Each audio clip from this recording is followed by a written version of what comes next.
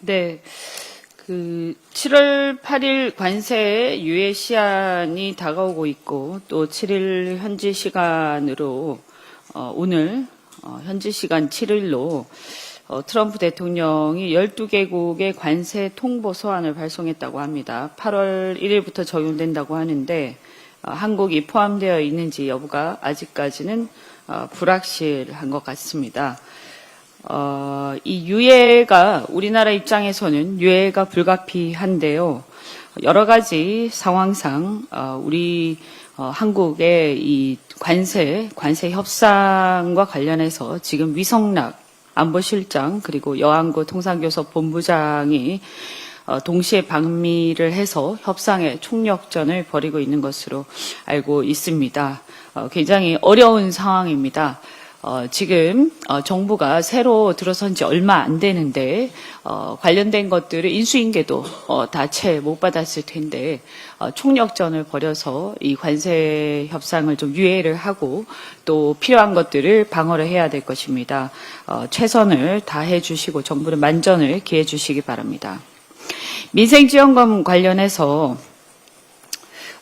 여러 가지 얘기들이 있습니다. 특히 부산의 박수영 의원을 비롯해서 국민의힘에서 폄하를 하고 있는데요. 다시 한번 말씀드리지만 누구 개인한테 선심 쓰듯이 하는 그런 돈이 아닙니다. 성격이. 그래서 부산 시민들이 이게 필요한가 아닌가, 누구 개인한테 이게 필요가 한가 아닌가, 뭐 개인이 내가 안 받아도 된다, 이런 성격의 돈이 아니고 이것은 실제로 전체 내수 진작 그리고 소비 진작을 위한 마중물이다. 그래서 거시경제를 위한 거시경제 부양을 위한 재정 정책의 일환이라는 것을 알만한 사람은 다 알 것입니다. 그래서 이 문제를 마치 뭐 누가 내가 필요하지 않는데 왜 주느냐 이렇게 이해하는 것에 대해서는 좀 잘못 알고 있는 것이니까 이것은 대한민국이 지금 전체적으로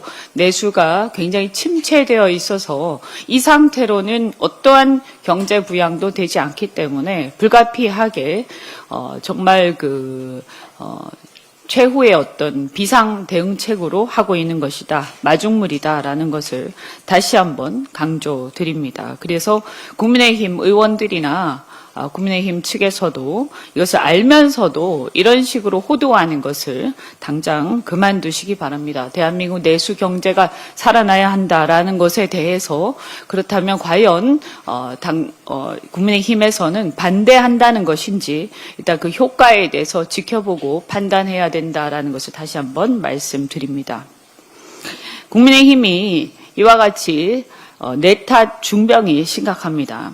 윤석열 정부 때도 야당 탓, 언론 탓, 국민 탓하다가 불법 비상계엄을 선포해서 총칼로 국민을 짓밟으려다가 몰락의 길을 걷고 있는 것 아닙니까? 이제 새 정부가 출범한 지 겨우 한 달 되었습니다.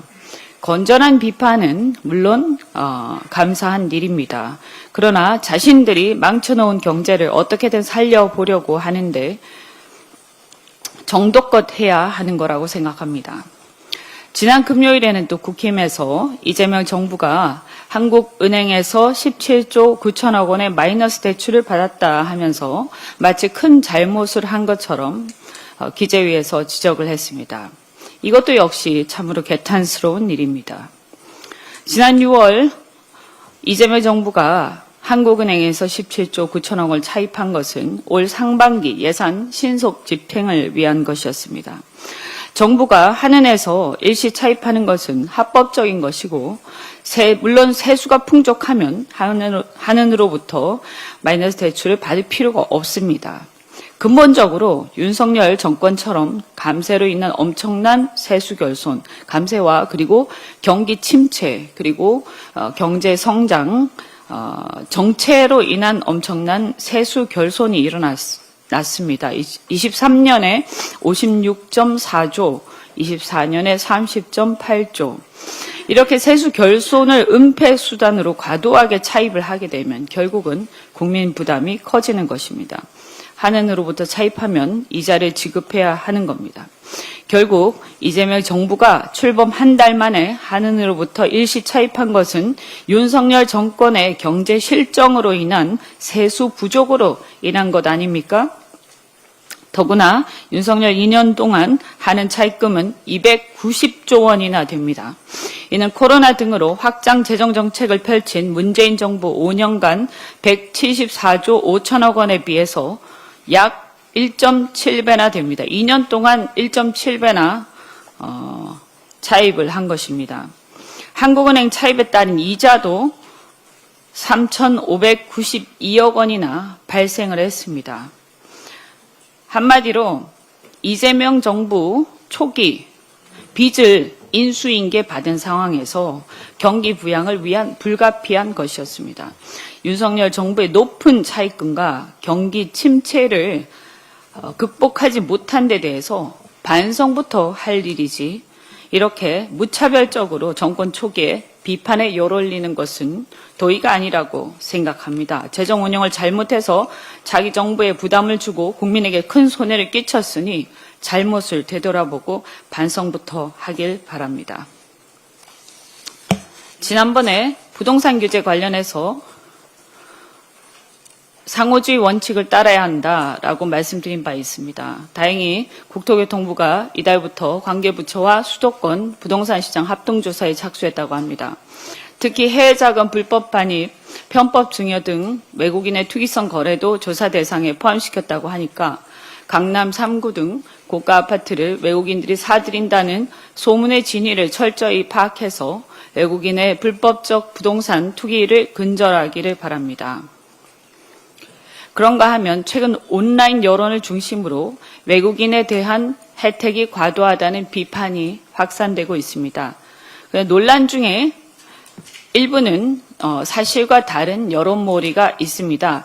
예를 들어서 학교는 성적이 낮아도 의대 합격이 가능하다라는 그런 얘기들이 있는데 이것은 외국인 전형은 부모 모두 외국인인 경우에 해당이 되고 성적 기준 없이 입학하는 것은 사실이 아니라고 교육부에서 해명을 했습니다. 그리고 외국인은 보험료를 적게 내고 혜택을 받는다. 이것은 2021년 이후에 동일 기준을 적용하고 있다고 합니다. 또한 다문화 자녀는 군 면제가 된다라는 것에 대해서도 복수 국적자는 병역 의무가 있다고 합니다.